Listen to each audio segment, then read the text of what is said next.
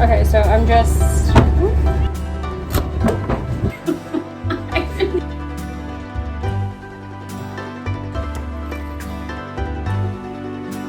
Hello there, and welcome back to my channel. My name is Ashely Liliana.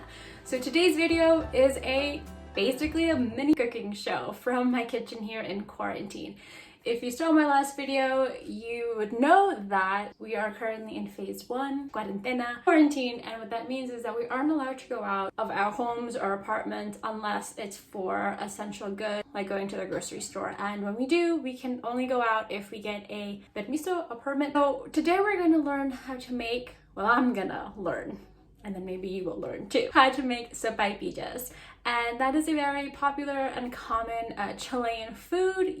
Basically, you can find a sopaipilla kind of anywhere. So in a way, it's almost a popular Chilean street food. So since I can't go out and purchase one myself, I thought about trying to learn how to make this popular Chilean food here from my apartment. Well, my friend's apartment. So hopefully it inspires you maybe to try making sopaipilla. And at the end of the video, we're going to do a little taste test to show you how versatile a sopaipilla can be, because you can eat it both sweet and savory. So stick around and let's begin. Sous chef. Okay. So we're going to make sopaipillas. Again, how do you say it? Sopaipillas. Sopaipillas. See? To make, we need salt, butter, flour, and oil to fry them in, and pumpkin. How do you call this in Spanish? Zapallo. Zapallo. Es una especie de... So to recap, you need salt, butter, flour, oil, and pumpkin. First step you're actually going to do is you're going to boil the pumpkin about 20 minutes before you start making the sopaipillas. So you give it enough time for it to be soft and also cool down so you don't burn your finger like I did. Technical difficulties. I'm a Taurus, I'm clumsy today.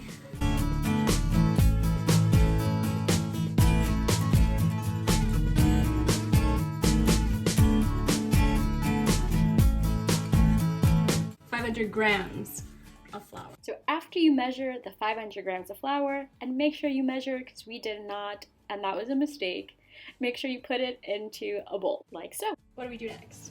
Hay que calentar la mantequilla. So we're gonna heat up some butter, about, what is this, like a tablespoon of butter? Alright, so first we're gonna make a hole, right? Is that good? Está bien. Yeah?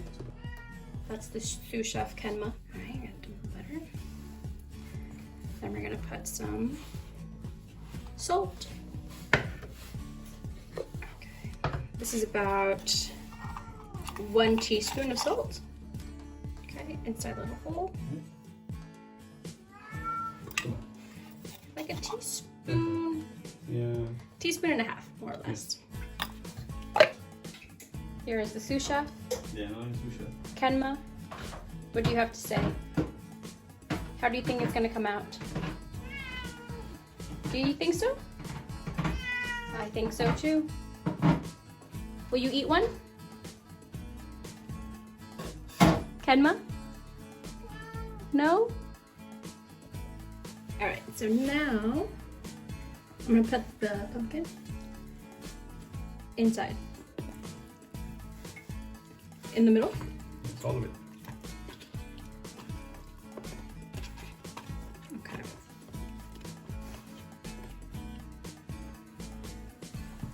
And now, how much pumpkin do you have to use? So here in Chile we sell it by a corte, like a slice. A slice, okay. Yeah, something Like that. a fourth. Like, maybe. Kind of. Yeah. I'll put a recipe just for anyone who needs it. Okay, so I read online that the north and south of Chile don't actually use pumpkin in their sopaipillas. It's only the center of Chile, so I guess like Santiago, that use pumpkin, and that's kind of what gives it like the orangey gold color that you kind of see. Yeah, that's what the internet said. The more you know. And there was also sopaipillas were brought to Chile, or to South America really, by Spanish colonizers. Okay, so we forgot to put the water. So I'm just gonna dump it in. Yeah, all of it. It's about half a cup of water that I'm putting in. Do little by little actually, because maybe we don't need that much. I'm putting it little by little. Almost. Okay, putting some more. Tell me the sous chef is hungry. Sí. Bueno, todo. Todo está, ¿no? You regret putting in all the water. You'll see later why.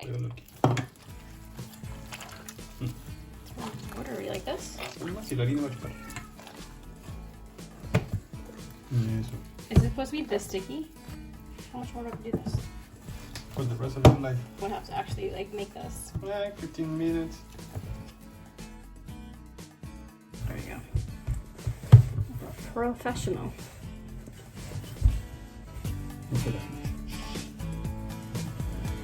Yeah,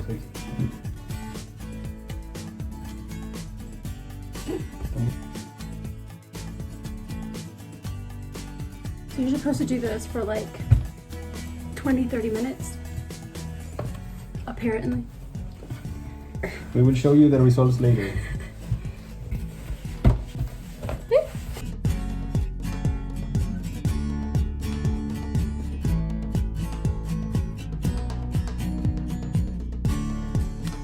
¿Probaste?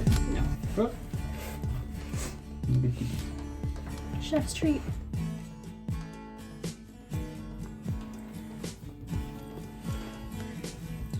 It's a little salty to me. So basically, we added way too much water, and we had to keep adding flour and flour to get it to a dough. So don't do what we did. How much longer do I have to? Like 10 more minutes? It reminds me of like when Ken was on his blanket doing his business, his hunka hunka. He basically like does this to the blanket and just goes. He goes. Choo, choo, choo. Insert video of Ken doing it. El zapallo, el agua, el zapallo, que no. Dice que tuviera nada bueno. Así que hay que tener mucho cuidado y sacarle bien el agua. No lo hicimos. So, translation to the tip we just said. Just take out the water from the pumpkin, and we did not like drain it properly, and so that's why it was really sticky and watery. So we had to keep adding more flour until it became like this actual dough. So as June is here kneading and rolling the dough, I wanted to talk a bit more about our dish today, sopaipillas. The sopaipillas were introduced by the Spanish colonizers that brought them over, and they were originally called sopaipillas. Of course, along the way, the name changed to sopaipillas. Countries like Argentina, Uruguay, Peru, and even in the United States have their own variation of this fried dough. They specifically, though, have been eaten in Chile since around 1726. As I mentioned in the beginning, the central part of Chile includes pumpkin in their process of making sopaipillas, but actually in the south of Chile, it's less common to include pumpkin in making sopaipillas. Chilean sopaipillas are traditionally served with pebre, which is a sauce of ají, onion, garlic, tomato, and cilantro. It's kind of similar to a pico de gallo. Every country has their own variation of, or they're boiled in chancaca sauce, which is a homemade hot thick syrup cooked with vanilla, orange peel, and cinnamon. And this sweet dish is called sopaipillas pasadas. And take my word for it, they are delicious.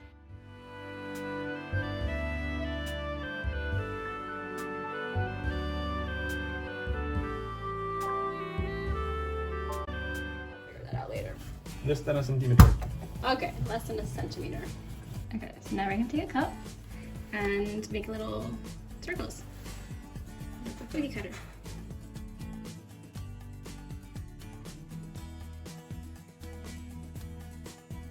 Okay, so basically, after all of that, they're going to look like this. You make a little slit in the middle so they can actually fry. Putting in oil. I think it's quite ready. That was anticlimactic. Okay, it's starting to do a little action, some boiling, some bubbles. There we go. How long do we keep it in the oil? For a short time. Short period of time. And then we just remove it and we're gonna put it into a bowl that has towels to kind of soak up all that oil. And they're like about this color here. They're ready to come out.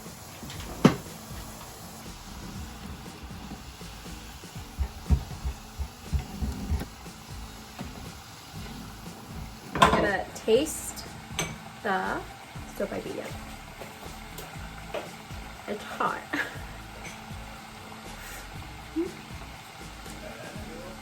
It's hot. What it tastes like, it reminds me of when my grandma makes empanadas. The masa, like the dough that she uses for the outside, that's kind of what it tastes like. I know my little cousin will like these, because that's exactly what it tastes like. So sopaipillas can be eaten, what are they most commonly eaten with? What would you say? So mustard, pretty common. And also pebre. You can eat them with things like jam or manjar. I'll put like a picture of what that is because we actually don't have it. But here we have some mayo that we're gonna try it with, which I don't really know how I'm convinced I am. Tabasco sauce. I don't think this is common, I just like Tabasco sauce. Mustard. And it says, it's called tare and it says crema de ají, which is like a spicy kind of creamy sauce. So we're gonna do a little mini taste test. Which should I try first? So let's try it with some mustard. Pretty good. I like it. We're gonna do it with some tare. I believe that when you buy them on the street, they give you the option of like mayo, ketchup, and mustard. I believe that's kind of the only options I've ever seen, from what I remember. That's good. But I also like spicy things, and that one's good. It's spicy. I'm curious to try the mayo. Put a little bit of mayo on my little sopaipilla. It could be a thing. Not my thing. I did it wrong. So you put mayo and mustard together. That combination is better than just having mayo on the sopaipilla. That's not that good, but the mayo and the mustard combo is pretty good. And like sweet as well. So this is some jam. This is raspberry jam. This is made by Jean's mom. Like she actually made it. It's really good. Oops. Let's try it. That might be a winner actually. I think my favorites were this one, which I don't know if you eat this with sopaipillas, but I did and I like that combo. And this is good. All right, cheers.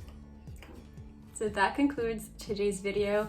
I hope you enjoyed watching me learning, making, attempting to make this popular Chilean food, sopaipillas.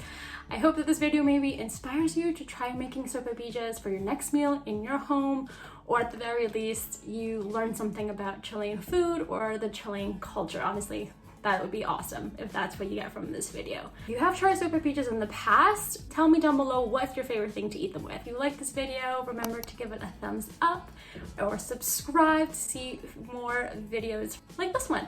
Now I have to get back to that mess over there. Thanks so much for watching, and until next time, ciao.